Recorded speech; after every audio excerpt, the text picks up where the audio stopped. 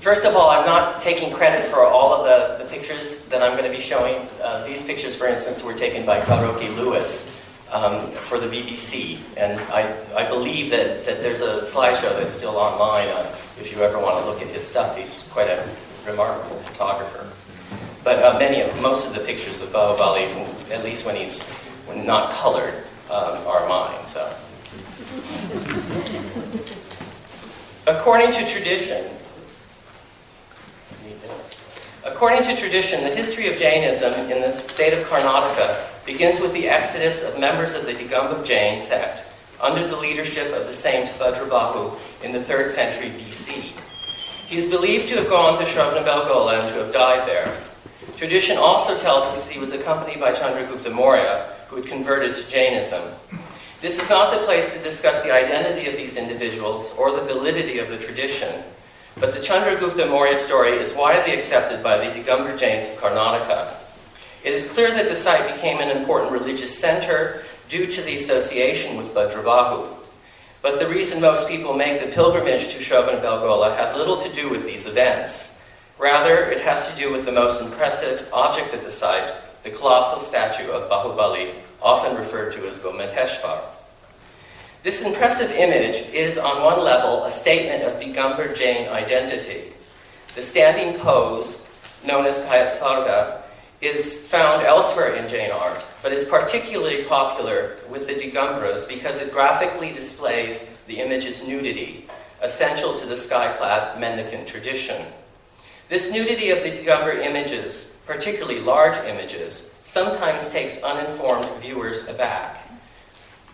As seen in this here in this early Mughal painting on the right, it is the late 16th century illustration from the Babarnama, now in the British Museum, which depicts the colossal statues at Gwalior hiding their nudity by putting on loincloths and covering themselves with their hands.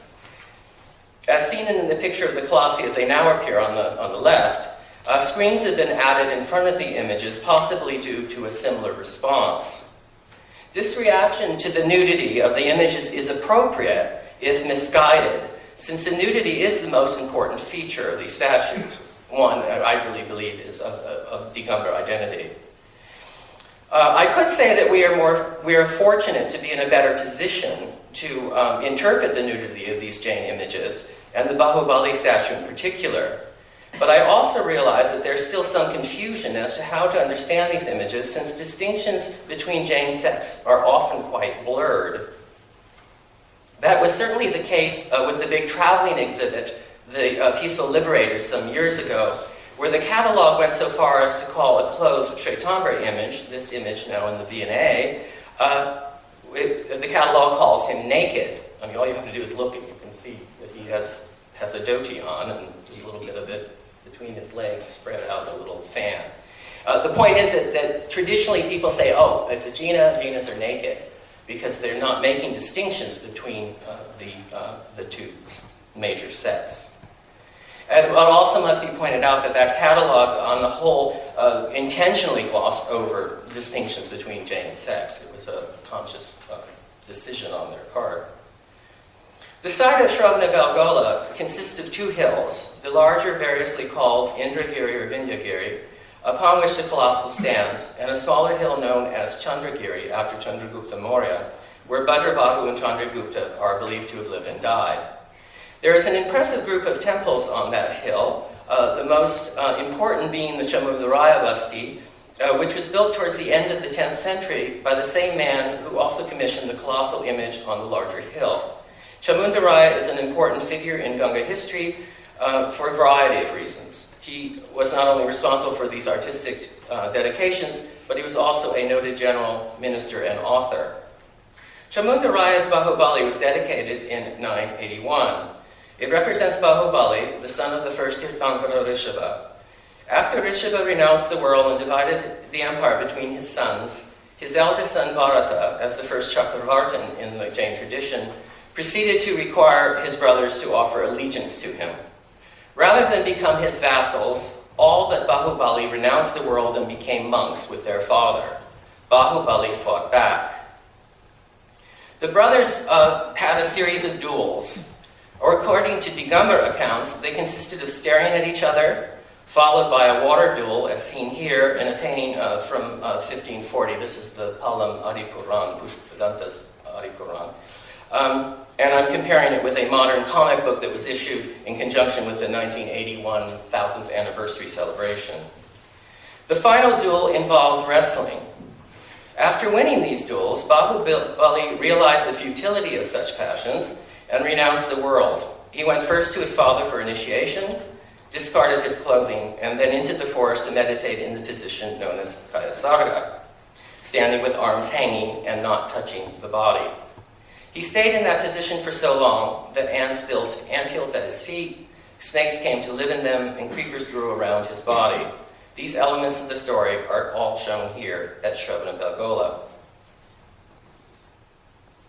The earliest Bāhubali image known is a small bronze, now in the Metropolitan Museum of Art, it's seen on the left, which is variously dated to all sorts of different centuries. Some scholars have dated it between the 4th and the 6th century. Last night, I think if you were reading labels, Professor Tiwari had a later date, I think 8th, 9th, or 9th, 10th under it.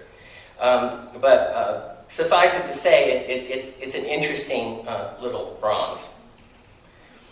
It is followed in time by late 6th century panels carved by the early Chalukyas at Badami and Aipoli, here seen at Badami. These bas-reliefs are far more important images since they influence sculptures carved in both the north and the south at various Digambar sites. One's first impression is that the sculpture is, this is where Bāhubali's on the right, one's first impression is the sculpture of Rishabha because of his long hair and his pairing with the Jina Parshva. But on closer inspection, the creepers wrapped around the legs and arms identify the figure as Bāhubali, as does the presence of the Vidyadharis at his sides and his brother Bharata kneeling at his feet, all referring to the Digambar version of the story where the goddesses come to remove the creepers from his body. Significantly at Badami, Bāhubali faces a carving of Parshva. They are placed at either end of the wide porch entrance to the Jain cave. This pairing implies equal status for Bāhubali and Parshva. This pairing is also seen at Ellora and elsewhere. In the literature of Jain art, the female figures are sometimes misread. Professor Tiwari mentioned this last night, since the Śravaṇabeļgoḻa and Digambar stories are quite different. Most Śravaṇabeļgoḻa versions tell us that his two sisters came after his long austerities to make him give up his pride. Only then does he reach enlightenment. There is a clear dividing line between the Śravaṇabeļgoḻa and Digambar accounts. Since the one account has two goddesses and the other two sisters, some confusion has slipped into the art historical literature. In describing Digambar images, the sisters often are mentioned. Virtually everyone that has published about these images has mentioned the sisters in one way or another. This appears to accept the conventional wisdom of the Śravaṇabeļgoḻa account over that of the Digambars. In an impressive painting from the Śravaṇabeļgoḻa Kalpa Sutra, this is the painting we've already just looked at on the right, it's the Kalpa Sutra known as the Devasana Kalpa Sutra.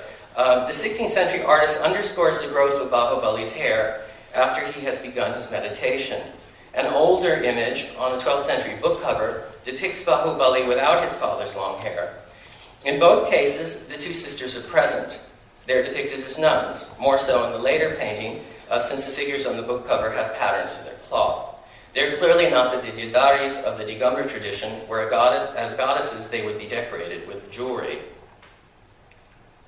A large number of panels inspired by the Chalukya models are found in the Jain caves at Ellora. Professor Tiwari has argued in a series of articles that beginning at Ellora, with the addition of various elements, Bāhubali was elevated to a status equal to that of the Jinas in northern India. He has illustrated a number of images from a wide variety of sites, culminating at Deogar, Bilhari, and Khajuraho. Here we see an image from Deogar that we saw last night and one from Bilhari we also saw last night.